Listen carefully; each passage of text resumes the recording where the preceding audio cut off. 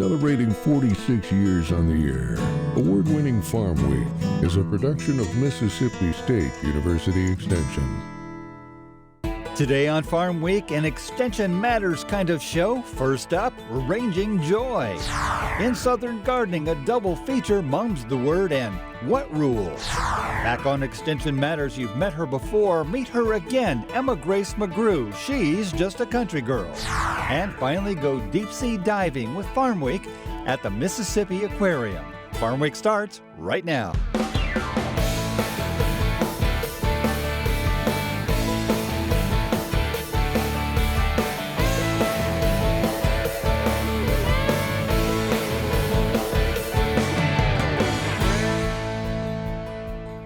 Hello everyone, I'm Zach Ashmore. And I'm Mike Russell. Great to have you with us for this, our 2300th show since all the way back to 1977. This week, we're all about Mississippi State University Extension, a vital part of the university, extending knowledge, taking care of what matters. So first up, something a little different, Arranging Joy. I love nature and how it uplifts and how it de-stresses, and I really think that, flowers are kind of God's gift.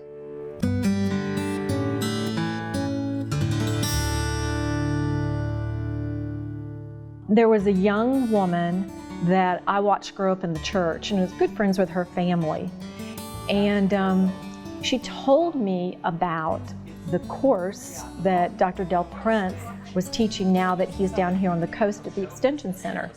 So I looked into it, and then I got one of my good friends, who is my favorite flower buddy, to join with me, and we both took it together. The Master Floral Designer program was completely written and implemented for consumers of floral products. That means people like you and me who pick up a bunch of flowers at the supermarket, perhaps at the farmer's market, or from a retail florist, and want to know how to arrange them properly. I expected just to kind of learn the basics so that I could take that bunch of grocery store flowers and make it look polished, is what I really wanted to do. But I got so much more from that. I really met a lot of people that were like-minded in their desire to work with flowers. We were instructed for an hour and a half, and then in an hour and a half we actually arrange. What was exciting about it was, I've never really considered myself an artist. I was more of a crafter. I'm pretty good with a hot glue gun, but with floral design, I learned that I could be creative. And Dr. Del Prince really kind of buckled it down to the basics. In that class, of course, he taught us how to keep flowers fresh, how to cut them, proper care and techniques.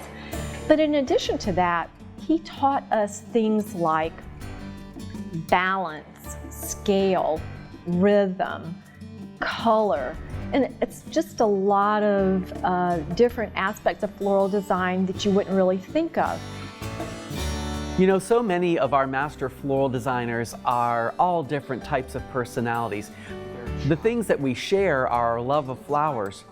As Tamala arrived, we found out that she did have a deeper level of understanding about flowers and floral design.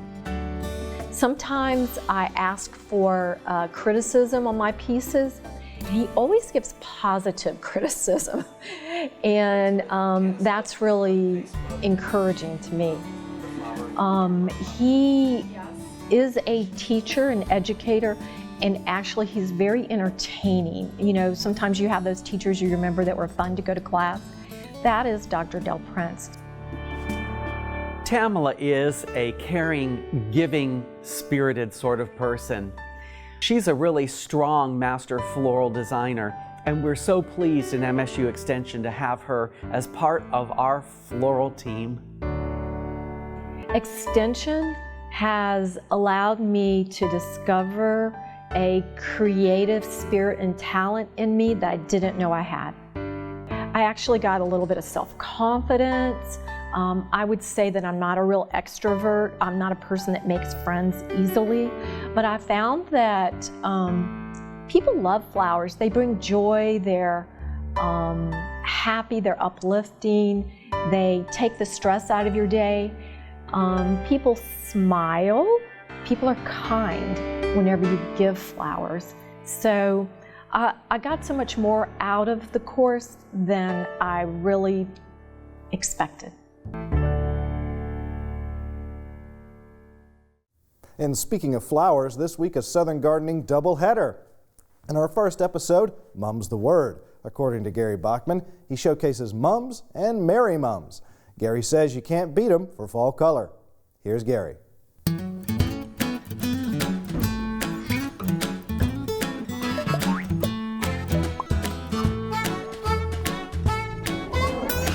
It's the fall season and it's time for a great duo of colorful plants. Today, Southern Gardening is at Pine Hills Nursery enjoying the colorful fall mums and marigolds, also called marimums. Fall mums, short for chrysanthemum, are a stress-free way to add color to the fall landscape.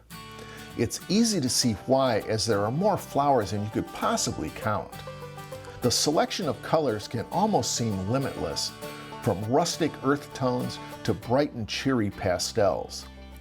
Choosing fall mums in full flower will have an instant impact for any autumn get-together or event. However, I like to select plants that still have tight buds and are just starting to show color.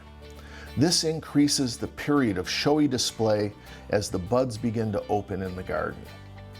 There's been a long-standing practice in southern states of planting marigolds for the fall season. This is due to their non-stop color display of earthy and warm colors that are perfect for any autumnal decoration and display. Fall planted marigolds also have a special name, marimums. I like them because their color lasts longer than the garden mums. There are a couple of types that are perfect for the fall landscape. My favorites are the French marigolds, with autumnal colors on single and double flowers. The other type is the African marigold. The double flowers look like colorful yellow and orange pom-poms in the garden. Adding fall mums and marimums to your landscape will create a bright color splash. I'm horticulturist Gary Bachman, and I'll see you next time on Southern Gardening. And in the second episode of our double feature, rules? What rules? Well, there are no rules. At least that's Gary Bachman's opinion.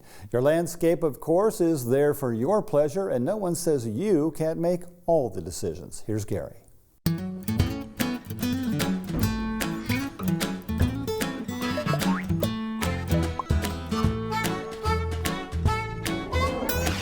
I'm asked all the time about landscape design, as if there's rules to follow. That's exactly why I like to visit my friend Jane's garden. Now don't get me wrong, Jane is serious about her landscape. I love her front plantings, which consist of an eclectic mix of nice plant material. Approaching the front door, I like the spring growth on the golden thryallis displayed on the rusty brown stems. In July, these shrubs will put on a display of bright yellow flower clusters, each tinged with red stamens and pistils. The head-high pinkish angel trumpets with their downward-pointing flowers are just starting to bloom. Look at all the buds hanging, waiting their turn to shine. I love the Mexican heather growing along the front border. These look good around the base of the kneeling terracotta warrior. The profuse purple flowers are produced on compact plants. These plants are regularly divided and replanted, filling in spaces around the landscape. And how about the coarse and interesting texture of this agave or century plant? I've always thought of these as being solitary plants. It's surprising to me how many little baby agave offsets are produced around the base of the plant. The garden should be a place to enjoy and have fun, so go ahead and get some interesting plants for your landscape. I'm horticulturist Gary Bachman, and I'll see you next time on Southern Gardening. We'll take a break right here, but stick around. Coming up, another extraordinary episode of Extension Matters. It's a breathtaking view above ground of an amazing underwater partnership between MSU Extension and the Mississippi Aquarium, a spectacular showcase of the extreme wonders of the Gulf Coast. Visitors get up close and personal with creatures of the deep, the aquarium sparking their interest and curiosity. Diving Deep, that's coming up on Farm Week. Don't go away.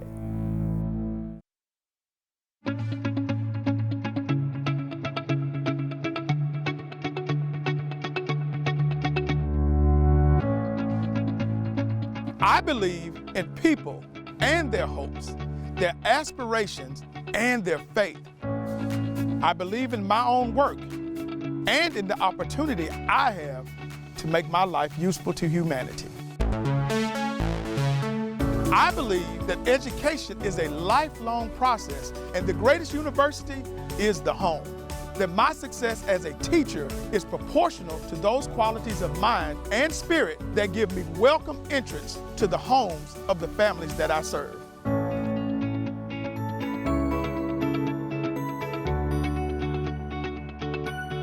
Because I believe these things, I am an extension professional.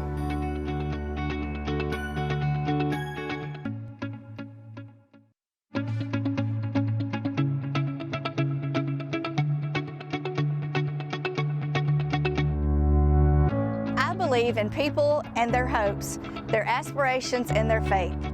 I believed that education, of which extension work is an essential part, is basic in stimulating individual initiative, self-determination, and leadership. I believe that these are the keys to democracy, and that people, when given facts they understand, will act not only in their self-interest, but also in the interest of society. I believe in intellectual freedom to search for and present the truth without bias and with courteous tolerance towards the views of others. Because I believe these things, I am an extension professional.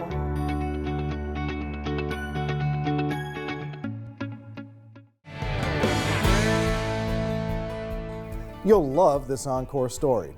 We talk a lot about 4-H. For a lot of young people, it's the way they get a leg up on life.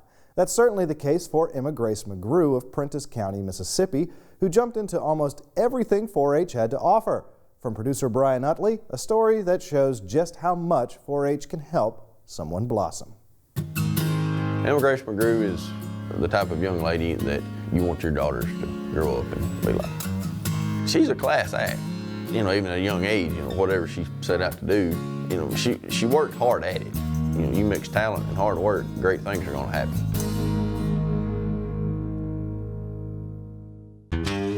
I am a self-proclaimed country girl.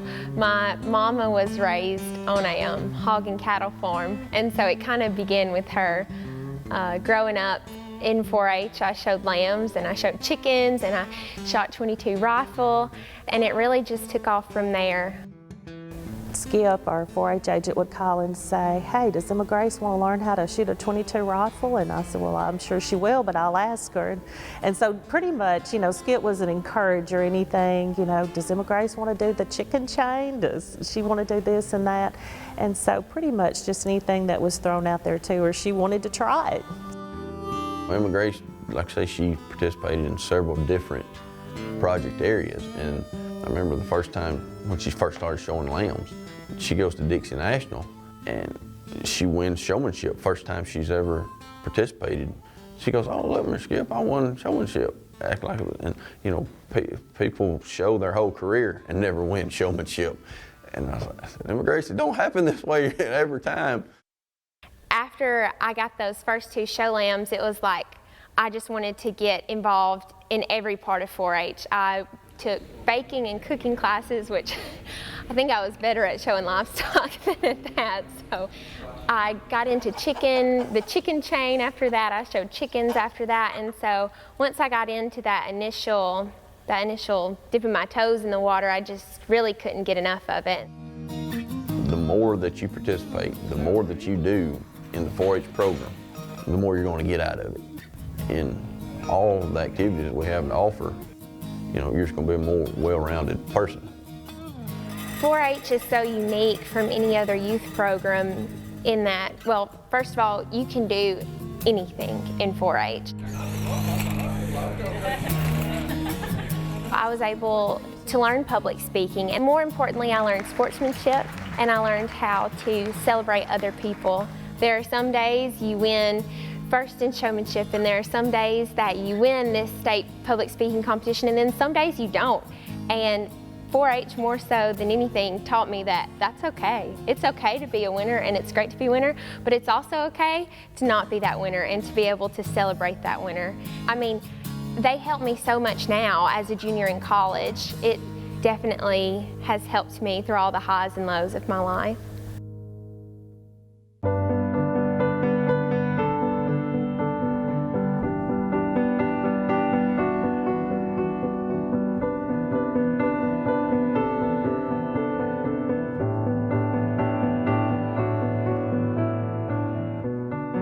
The 2017 Mississippi Miss Hospitality.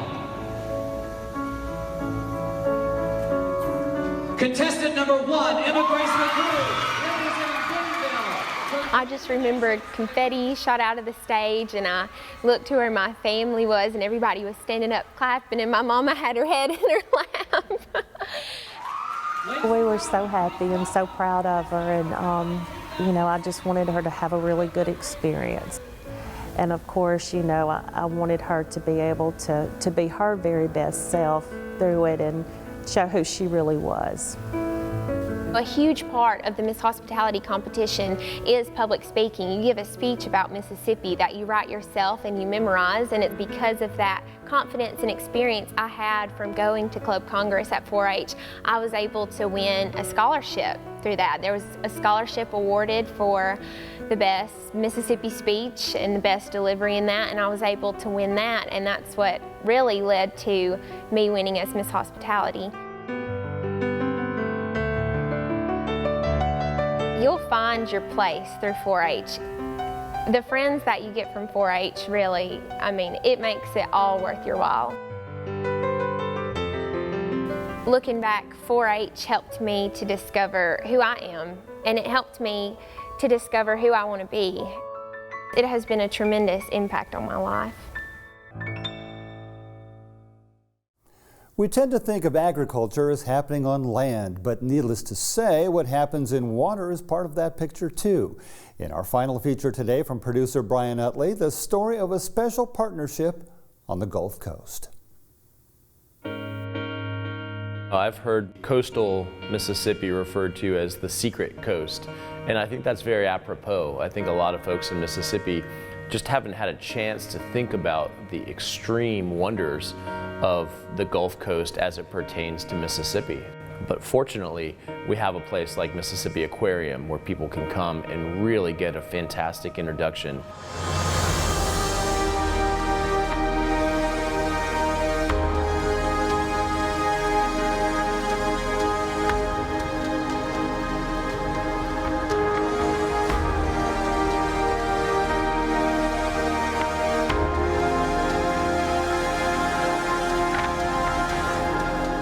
The aquarium really was designed to showcase what we have right here in Mississippi, and being an indoor and outdoor facility, it really gives us the opportunity to showcase a wide variety of species.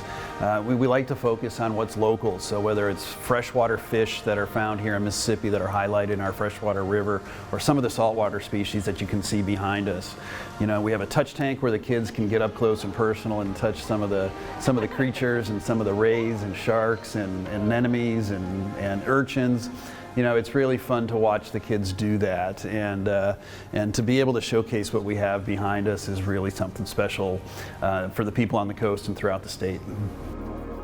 It's been a very fast and tight relationship between Mississippi State University Extension and Mississippi Aquarium from day one. They reached out and wanted to know the types of things that we were doing on the coast, and they were immediately supportive of the types of work we were doing. Specifically, most of my work focuses on sharks and rays. So they reached out relatively early and was eager to support some of our shark tracking studies. And just during multiple conversations we had, it occurred to us collectively that there was a space that we could help fill. And that is just providing a simple, easy to understand, very clean guide to the sharks and rays that are not only here at the aquarium, but also off our coast of Mississippi. It's really a great resource tool that, one, we pass it out to our staff to be more familiar with localized shark species, but we use it in our field trips, we use it in our outreach programs, we use it in our homeschool days when the homeschoolers come on campus to do field trips. It's kind of a curiosity thing, right? Because you want to see the differences of sharks, you want to see sizes, you want to see how they compare to the size of a human, or whatever it is that sparks the interest of people. It's just another nugget of an educational tool that we're able to share with people. There are a lot of people that might say, well, I assume there's 1 or 2 or 3 species of sharks off our coast here, but it turns out there's a rich diversity of sharks and rays. We have a shark monitoring program that we've been operating for over 15 years now. So it's safe to say there's between 40 and 50 species of sharks right here in the north central Gulf of Mexico. I mean, and I think it's noteworthy to point out that some of these species we're just now learning about. It gives a chance for kids and adults alike to really see what those species are, because we have a wide variety of species, and those are the ones that you normally don't see, right? Here's a chance where you can see what it looks like, you can actually touch it, and then we can actually educate you about it. So it is a tool that we find extremely helpful. It's very well done, and actually I think everybody's pretty proud of the outcome. You know, when I think about, the design of the aquarium, their actual logo with those 3 sails and the 3 pillars that they stand for, education, conservation, community, you could almost substitute extension for Mississippi Aquarium, because you think of the tenets of extension, they're very, very similar. Education, conservation, community. So it's really it's a very natural fit, it's a very easy fit. And I think that's why this partnership has flourished so early, and that's why I see us having this relationship, for the life of both of these institutes. Extension has been a great resource to us because it really does put the collaborative process together with like-minded individuals, like-minded thinking, and we're all about forward thinking, and we want to make our coast better. And the way you do that is to go out and figure out what's happening on the coast and how can we influence either change by behavior or change in environments, make policy changes, but coming together is the only way to do that, by working together with people that really think like you, and Extension offers that to us.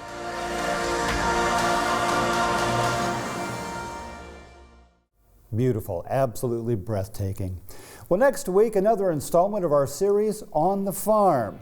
In this episode, told in his own words, the story of Will Gilmer and a dairy farm that's been in his family for a century. We all know the story of people like Will. 1/3 of dairy farmers have gone out of business since 2010. He wants to carry on his family legacy, but Will has had to make a tough choice. Join us for On the Farm next time on Farm Week. And before we go, a fun little story of creatures in the woods. Most don't know they're there, but once you see them, you can't help but smile. From Muhlenberg County, Kentucky, reporter Forrest Sanders introduces us to the tree monsters. Along Lake Malone, Kentucky, something is in the woods. Over at Wayne's place, Katie Bowersock, she's seen them. Oh my gosh. I wouldn't know an exact name for it. Allie Mallory at the spillway seen them too. I have. These things are down here at the park. They're definitely a sight to see. 10, 15, 17 feet, a bunch. They're tall. Kind of crazy looking. Apparently they're all around. No, it's not that. You see, Lake Malone is home to the big twigs, a growing family. 3 arrived to Lake Malone a year ago. Another 3 have just joined them. So let's get an idea for the scale of these. So I am about 5'11", and this guy, well, he's a lot taller than that. 18 feet for this one. Artist Steve Brock created them out of a steel frame covered in foam, a layer of fiberglass, and automotive paint. There's one creature that holds a fishing pole. Shocking that people can make stuff like that. Mary Pig and travel buddy Crystal came from Goodlettsville to see them. I guess this might be my favorite. The Richies came from Clarksville. I wanted to see all the sticks. So big and unusual. Yeah, very creative. Now, the people who live here never expected to be neighbors with, you know, 2-story tree creatures. No, not really. But the way people love these It's a Twix family. and travel to see them, well, that makes the big twigs so special. We're kind of into sticks. Not many people have heard about it. Muhlenberg's having something like that to bring people here. Pretty neat. Have you seen anybody this tall before? Mm-hmm. You have? Uh-huh. And so, with some customary Kentucky hospitality, the community says, welcome to Lake Malone, Big Twigs. Great story by Forrest Sanders at CNN. Remember, if you missed a story, look for past episodes of Farm Week on our website at farmweek.tv. And don't forget to follow us on Facebook, Twitter, and YouTube as well. We'll see you next week. Thanks for watching.